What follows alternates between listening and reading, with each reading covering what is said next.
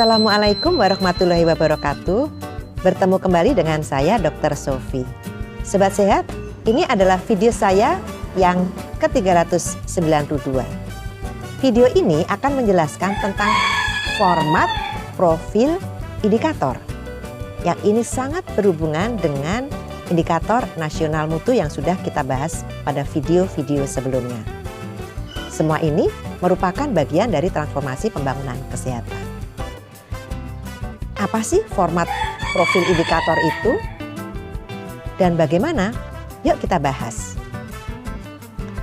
Setiap pengukuran indikator mutu dilakukan dengan menggunakan profil indikator mutu dengan format profil indikator mutu seperti kita lihat pada tabel 1 format profil indikator mutu yang ada di video ini. Ada 21 komponen pada profil indikator, yaitu judul indikator, dasar pemikiran, dimensi mutu, tujuan, definisi operasional, jenis indikator, satuan pengukuran, numerator atau pembilang, denominator atau penyebut, target pencapaian, kriteria, formula, metode pengumpulan data, sumber data, instrumen pengambilan data, besar sampel, cara pengambilan sampel, periode pengumpulan data, penyajian data, periode analisis dan pelaporan data, serta penanggung jawab. Berikutnya, saya akan sampaikan makna dari judul komponen pada format profil indikator. Pertama, judul indikator. Judul indikator itu adalah judul singkat yang spesifik mengenai indikator apa yang akan diukur. Kemudian yang kedua, dasar pemikiran. Dasar pemikiran adalah dasar pemilihan indikator yang dapat berasal dari ketentuan atau peraturan, data, literatur, maupun analisis situasi. Ketiga, dimensi mutu. Dimensi mutu ini pertama adalah prinsip atau tujuan prioritas dalam memberikan pelayanan, meliputi efektif, keselamatan, berorientasi pada pasien atau pengguna layanan atau people center, tepat waktu atau timely, efisien, adil atau equitable, dan terintegrasi atau integratif. Nah, yang kedua, setiap indikator mewakili 1 sampai 3 dimensi mutu yang tadi sudah kita sebutkan. Kemudian yang keempat, tujuan. Tujuan adalah suatu hasil yang ingin dicapai dengan melakukan pengukuran indikator. Kemudian yang komponen yang kelima, definisi operasional. Definisi operasional adalah batasan pengertian yang dijadikan pedoman dalam melakukan pengukuran indikator untuk menghindari kerancuan. Selanjutnya yang keenam, jenis indikator. Jenis indikator meliputi input. Input ini untuk menilai apakah fasilitas pelayanan kesehatan memiliki kemampuan sumber daya yang cukup untuk memberikan pelayanan. Kemudian indikator proses untuk menilai apa yang dikerjakan staf fasilitas pelayanan kesehatan dan bagaimana pelaksanaan pekerjaannya. Kemudian indikator output untuk menilai hasil dari proses yang dilaksanakan. Sedangkan indikator outcome untuk menilai dampak layanan yang diberikan terhadap pengguna layanan.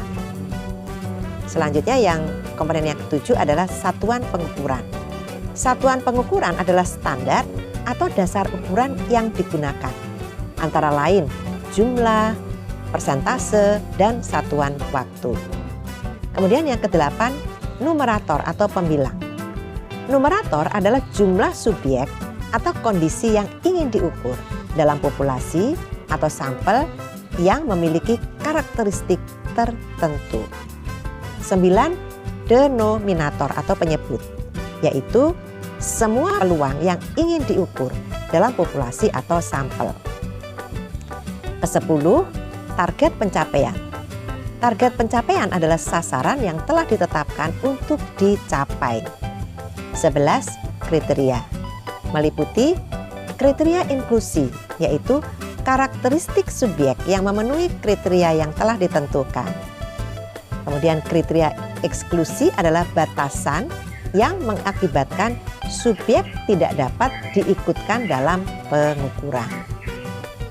Kemudian yang ke-12, formula. Formula adalah rumus untuk menghasilkan nilai indikator. 13, metode pengumpulan data. Metode pengumpulan data ini bisa dilakukan secara retrospektif atau observasi. 14 adalah sumber data. Sumber data adalah asal data yang diukur. Contoh, rekam medis dan formulir observasi. Contoh sumber data adalah data primer, yaitu data di mana mengumpulkan langsung menggunakan lembar pencatatan hasil observasi atau kuesioner.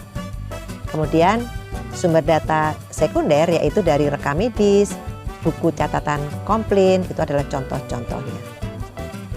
15. Instrumen pengambilan data.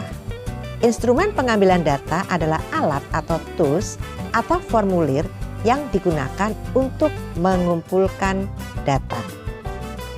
Ke-16, besar sampel. Besar sampel adalah jumlah data yang harus dikumpulkan agar mewakili populasi. Besar sampel disesuaikan dengan kaidah-kaidah statistik. 17. Cara pengambilan sampel. Cara pengambilan sampel adalah cara memilih sampel dari populasi untuk mengumpulkan informasi atau data yang menggambarkan sifat atau ciri yang dimiliki populasi. Secara umum ada dua cara, yaitu probability sampling dan non-probability sampling. Ke-18, periode pengumpulan data. Periode pengumpulan data adalah kurun waktu yang ditetapkan untuk melakukan pengumpulan data. Contohnya, setiap bulan. 19, penyajian data. Penyajian data adalah cara menampilkan data. Contohnya adalah tabel, rancar, dan grafik. Ke-20, periode analisis dan pelaporan data. Periode analisis dan pelaporan data adalah kurun waktu yang ditetapkan untuk melakukan analisis dan melaporkan data. Contohnya, setiap bulan atau setiap triwulan. Dan yang terakhir, ke-21, penanggung jawab. Penanggung jawab adalah petugas yang bertanggung jawab untuk mengkoordinir upaya pencapaian target yang ditetapkan.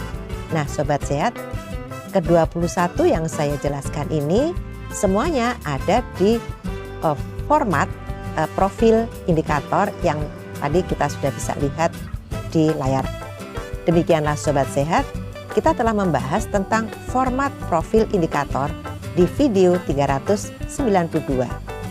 Kita akan bertemu di video 393 untuk membahas tentang profil indikator mutu tempat praktek mandiri dokter dan dokter gigi. Saya tetap mengundang masukan dan diskusi dari Sobat Sehat. Silakan sampaikan di kolom komentar. Sampai jumpa lagi. Semoga selalu sehat. Wassalamualaikum warahmatullahi wabarakatuh.